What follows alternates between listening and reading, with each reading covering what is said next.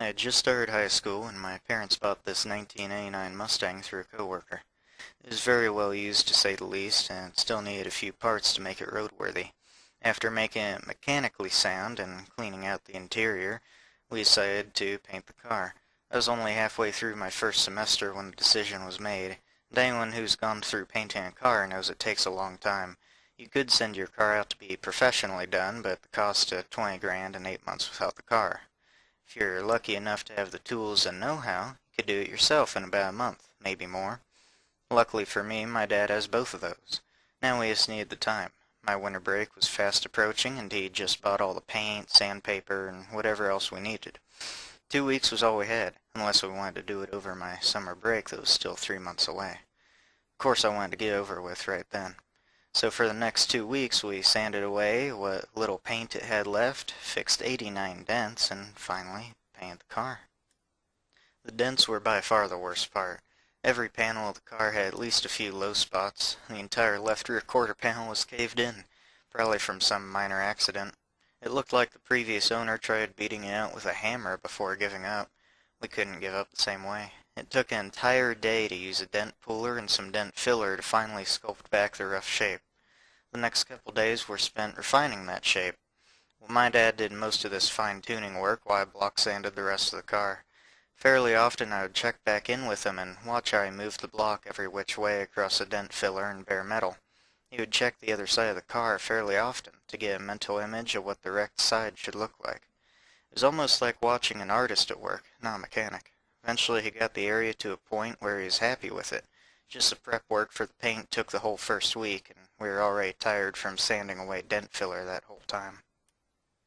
At this point the whole car was ready for paint. Since we were in a hurry, we couldn't go through the entire process of pulling off large parts like the doors and the hood.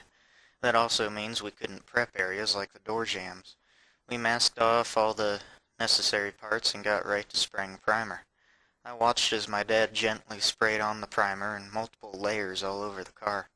I tried spraying some myself, but he moved more efficiently than me, so for the most part he finished spraying the primer. We rolled it outside, and I was surprised at how clean and symmetrical the car looked. For the first time in a long time, the thing was one solid color. The doors and roof all looked smooth and attractive. To think it wasn't even done yet surprised me. After letting the primer dry for a day, we started to prepare the primer for color, which meant more block sanding. We were surprised to find a couple of dents that we missed the first time, but they were minor enough that some more dent filler did the trick. The prep work on the primer took less time because there was less to sand. Next came the color and clear coat.